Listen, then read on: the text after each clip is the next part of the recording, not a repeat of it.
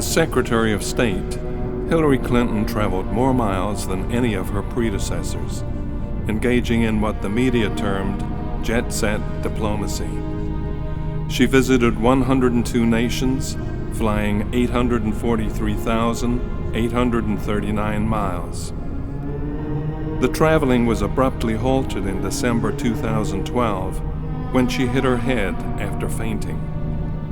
She sustained a concussion, resulting in a blood clot on the brain.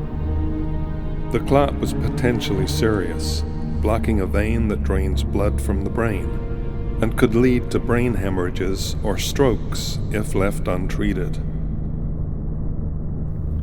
Treatment consisted mainly of blood thinners to stop the clot from enlarging and prevent more clots from forming, plus plenty of fluids to prevent dehydration, a major risk factor for blood clots. During the months of her recovery, Mrs. Clinton was seen wearing Fresnel prism eyeglasses.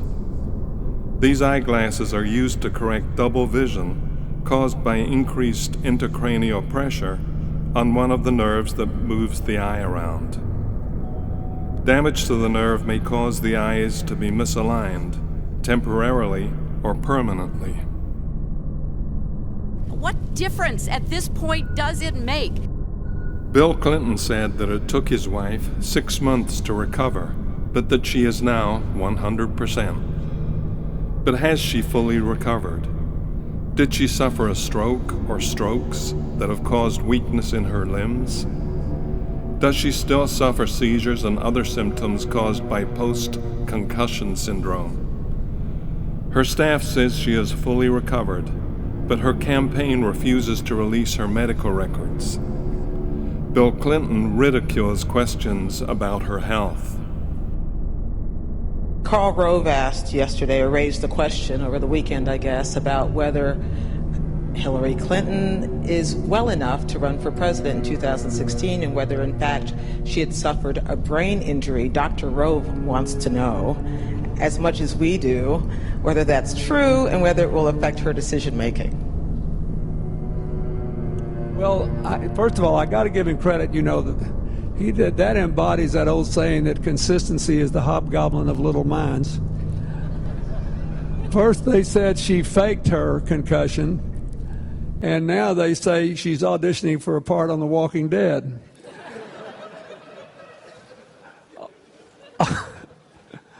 I mean, you know, whatever it takes. Look, she works out every week. She is strong. She's doing great. As far as I can tell, she's in better shape than I am. She certainly seems to have more stamina now. And there's nothing to it. The Drudge Report's recently published picture of Hillary Clinton being helped up the steps of a house has reopened the question of her health. Note the large man to the left.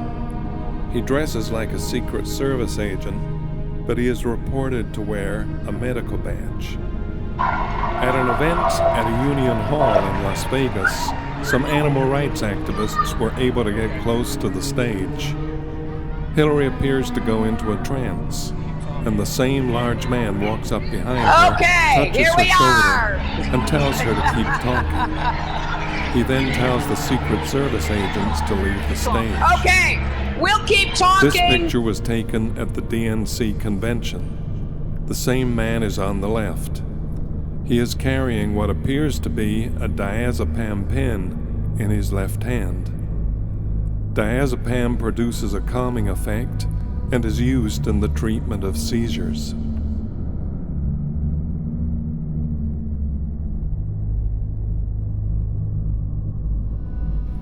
Clinton's press conferences are few and far between, and her campaign ropes off the media at her events to reduce access.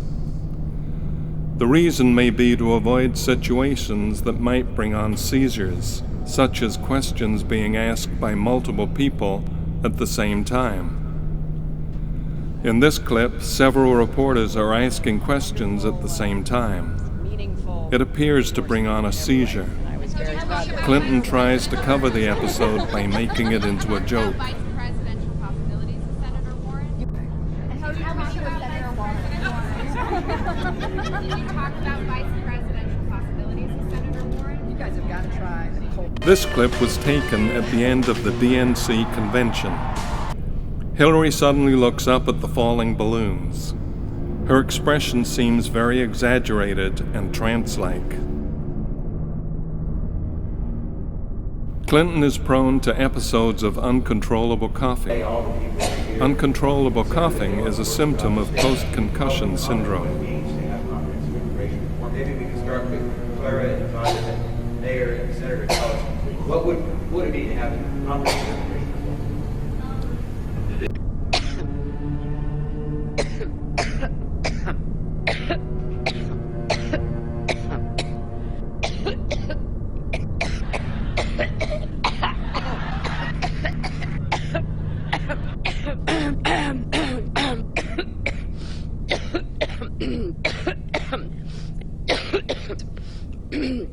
After the interview, you get the... Yes. Well, you know what? I won't hold you on here any longer because you probably could use some water there. Hillary Clinton live from... And math.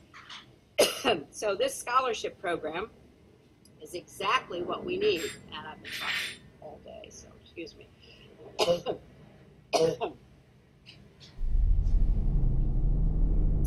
So we've come a long way in a short period of time.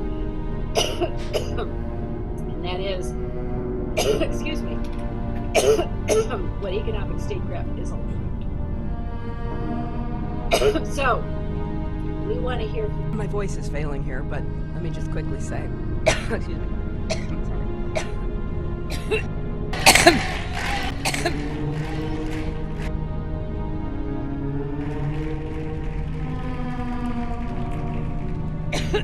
Too much to say.